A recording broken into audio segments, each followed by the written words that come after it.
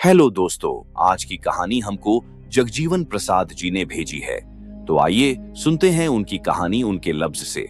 दोस्तों, मेरा नाम जगजीवन प्रसाद है और मैं 30 साल से ट्रक चला रहा हूँ। सुनने में ये बड़ा वक्त लगता है, 30 साल, पर ये 3 दशक मुझे रात के उन अंधेरों से गुजारे हैं जिनके बारे में सामान्य लोग कल्पना भी नहीं कर सकते। बिहार के जंगलों, नेपाल बॉर्डर के सुनसान रास्तों और उत्तर प्रदेश के खेतों के बीच से गुजरते हुए मैंने कई अनदेखे रहस्य देखे हैं। पर उस रात, 15 सितंबर 2012 की रात, वो कुछ ऐसी थी जिसने न सिर्फ मेरी नींदें उड़ा दी, बल्कि मेरे साथी को हमेशा के लिए मेरे से छीन लिया। वो मॉनसून का अंत था, भादों का महीना खत्म हो रहा था, पर बारिश अभी भी जारी थी। मुझे मुजफ्फरपुर से पटना जाना था, पूरी तरह से भरे हुए आम के पेटियों के साथ। मेरा साथी था रामलखन, एक 20 साल का जवान लड़का जो पहली बार ट्रक में क्लीनर के तौर पर आया था। उसकी आंखों में एक चमक थी, एक उत्सुकता जो हर नए सफर के साथ जुड़ी होती है। वो मुझे कहता था, काका, ये रास्ता कितना लंबा है? मैं मुस्कुराता, जितने लंबे तुम्हारे सपने बेटा। शाम 4 बजे हमने मुजफ्फरपुर छोड़ा। आसमान में काले बादल मंडरा रहे थे और हवा में नमी थी, वो गंध जो बारिश से पहले आती है, मिट्टी की सौंधी खुशबू। रामलखन ट्रक की खिड़की से बाहर झांक रहा था, हरियाली को निहार रहा था। उसने पूछा, काका, आज रात कहाँ रुकेंगे? मैंने कहा, वैशाली से पहले एक डाइनर है, वहीं रुकेंगे। रात के 8 बजे तक हम वैशाली से 50 किलोमीटर दूर थे। तभी अचानक बारिश शुरू हो गई, पहले बूंदाबांदी, फिर मूसलाधार। इतनी तेज बारिश की विंडशील्ड वाइपर भी काम नहीं कर पा रहे थे। सड़क पर पानी जमा होने लगा और दृश्यता शून्य के करीब पहुंच गई। रामलखन ने सुझाव दिया, काका, यहां रुक जाए ना।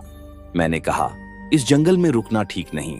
अपने अनुभव के आधार पर, आगे एक पुल है, उसके पास एक छोटा सा ढाबा है, वहीं रुकेंगे। पर मैंने एक गलती की। तेज बारिश में मैं एक मोड़ चूक गया और हम निकल गए उस रास्ते पर जिस पर कोई नहीं जाता था। रात के 9 बजे बारिश थोड़ी कम हुई, पर कोहरा गहरा हो गया। ट्रक की हेडलाइट्स सिर्फ 10 फीट आगे तक ही रोशनी फेंक पा रही थीं। सड़क संकरी होती जा रही थी, दोनों तरफ घने पेड़ थे जिनकी शाखाएं सड़क पर झुक आई थीं। काका, ये रास्ता सही है क्या? रामलखन की आवाज में डर साफ झलक रहा था। मैंने गियर डाउन किया। ट्रक धीरे धीरे आगे बढ़ रहा था। नहीं बेटा, हम भटक गए हैं। तभी ट्रक का एक पहिया, हम दोनों उतरे। बारिश अब हल्की थी, पर कोहरा इतना गहरा था कि हम एक दूसरे को साफ नहीं देख पा रहे थे। मैंने टॉर्च निकाला।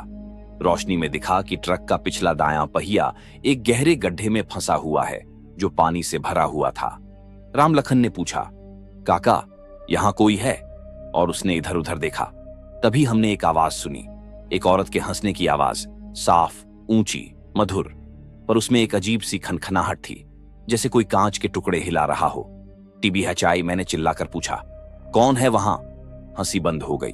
फिर एक आवाज आई, गीत जैसी, आए हो तो आ जाओ, रात है काली, बारिश है ठंडी, आए हो तो आ जाओ, मेरी झोपड़ी है तुम्हारे लिए। रामलखन ने मेरा हाथ पकड़ लिया। काका, चलो यहां से, मैंने कहा।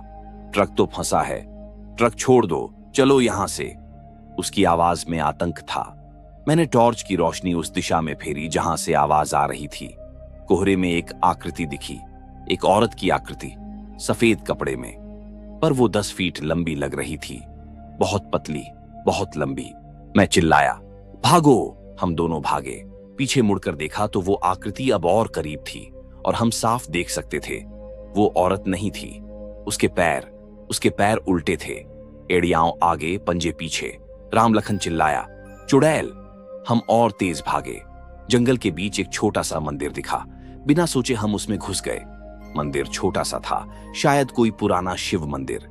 दीवारें टूटी हुई थीं और अंदर सिर्फ एक शिवलिंग था। हम दोनों सांस फुलाकर बैठ गए। काका, वो क्या था? रामलखन हाँफ रहा था। मैंने कहा, मैं नहीं जानता बेटा। हालांकि मैं जानता था, बिहार के इन जंगलों में चुड़ैलों की कहानियां प्रसिद्ध हैं, पर मैंने कभी सच नहीं माना था। आज मानना पड़ रहा ही। बाहर बारिश फिर से शुरू हो गई और उसके साथ वो हंसी फिर सुनाई दी, अब और करीब से। मैंने मंदिर के दरवाजे की तरफ देखा। कोहरे में वो आकृति फिर दिखी। अब हम साफ देख सकते थे। सफेद साड़ी, लंबे बाल जो पैरों तक लटक रहे थे और उल्टे पैर, पर चेहरा दिख नहीं रहा था, बालों से ढका हुआ था। राम लखन फुसफुसाया, ओम नमः शिवाय।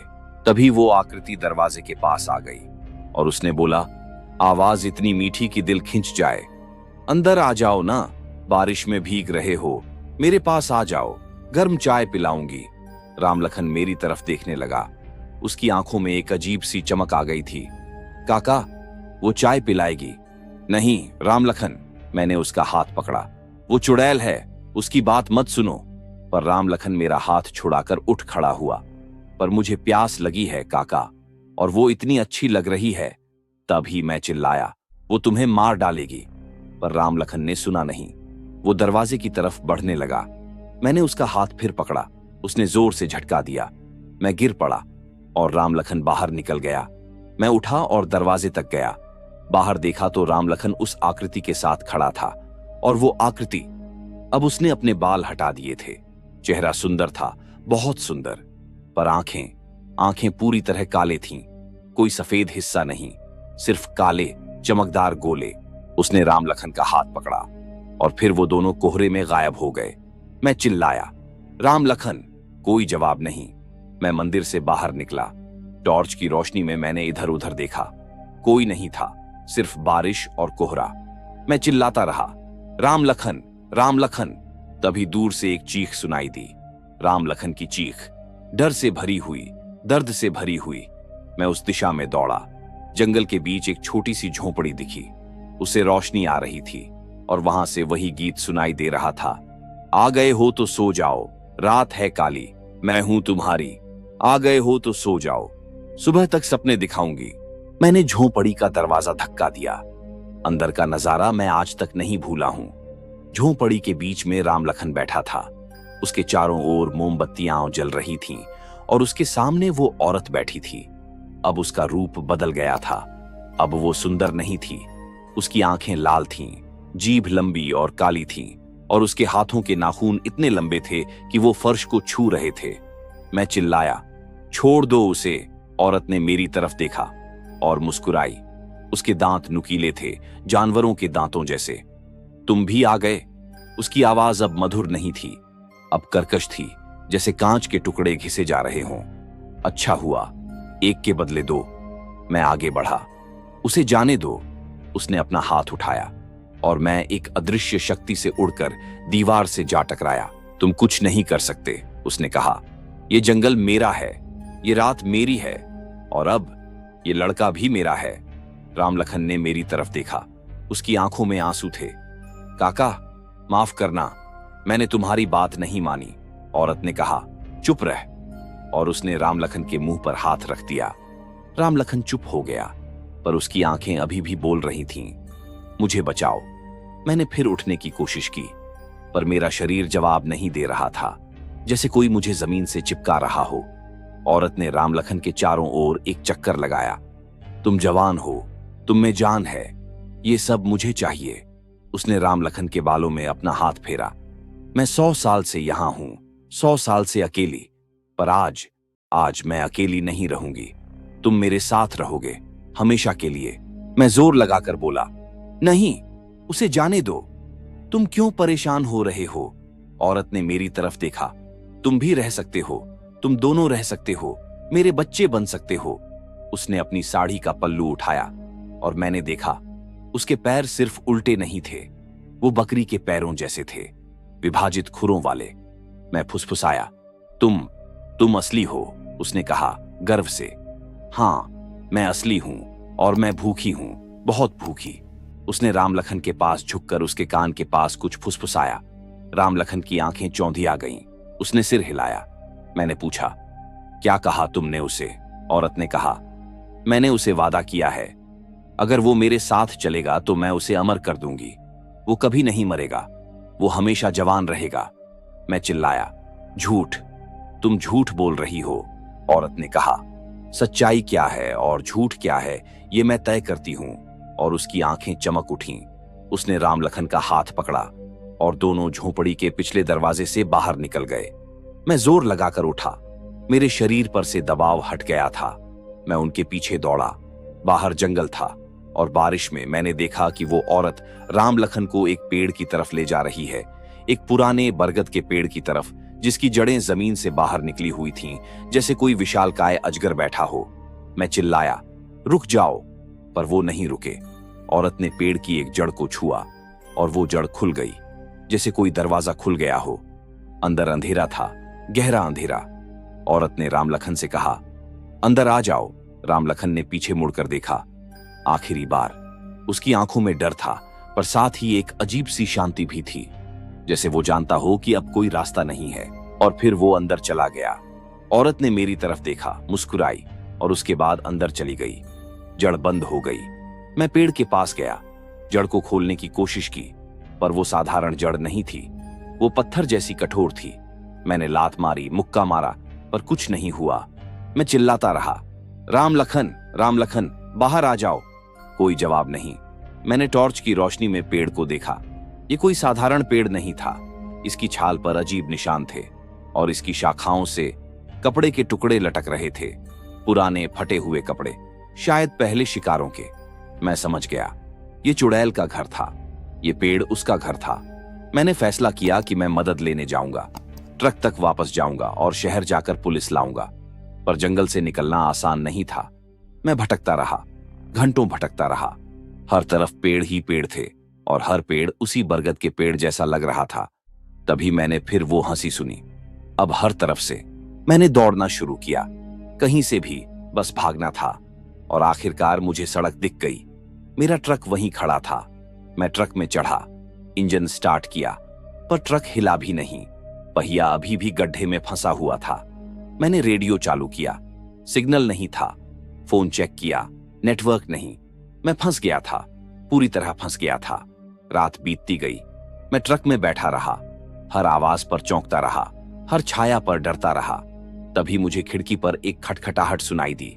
मैंने देखा, बाहर राम लखन खड़ा था, पर वो राम लखन नहीं था। उसका चेहरा पीला था, आंखों में वही कालापन था जो चुड़ैल की आंखों में था, और वो मुस्कुरा रहा था, वैसी ही डरावनी मुस्कान। उसने कहा, काका। आवाज अब बदल गई थी।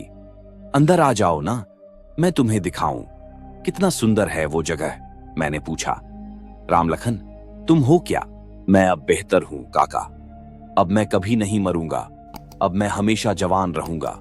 तुम भी आ जाओ, हम दोनों साथ रहेंगे। मैं चिल्लाया। तुम्हारी आत्मा को छोड़ दो राम लखन। उसने सिर हिलाया। मेरी आत्मा तो अब उसकी है और मुझे अच्छा लग रहा है। उसने ट्रक का दरवाजा खोलने की कोशिश की। मैंने अंदर से लॉक कर दिया। उसने कहा, खोलो काका, और उसकी आवाज में एक धमकी थी। नहीं तो मैं तुम्हें भी वैसा ही बना दूंगा जैसा मैं हूं। मैं चिल्लाया, जाओ, तुम मेरा राम लखन नहीं हो। उसने खिड़की पर मुक्का मारा। शीशा टूट गया।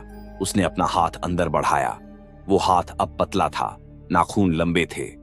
मैंने गियर बॉक्स से एक स्पैनर उठाया और उसके हाथ पर मारा। उसने चीख मारी, पर यह चीख मानवीय नहीं थी, ये जानवर की चीख थी। वो पीछे हट गया और कोहरे में गायब हो गया। सुबह हुई, बारिश रुक गई, कोहरा छंट गया। मैं ट्रक से बाहर निकला। पुलिस को फोन करने के लिए मैंने सड़क पर चलना शुरू किया। 3 किलोमीटर चलने के बाद मुझे एक ढाबा मिला। वहां से मैंने पुलिस को फोन किया। पुलिस आई, लोग आए। हमने उस जंगल में राम लखन को ढूंढा, पर वो मिला नहीं। बरगद का वो पेड़ भी मिला, पर जब पुलिस ने उसकी जड़ें खोदी तो कुछ नहीं मिला, सिर्फ मिट्टी और पत्थर।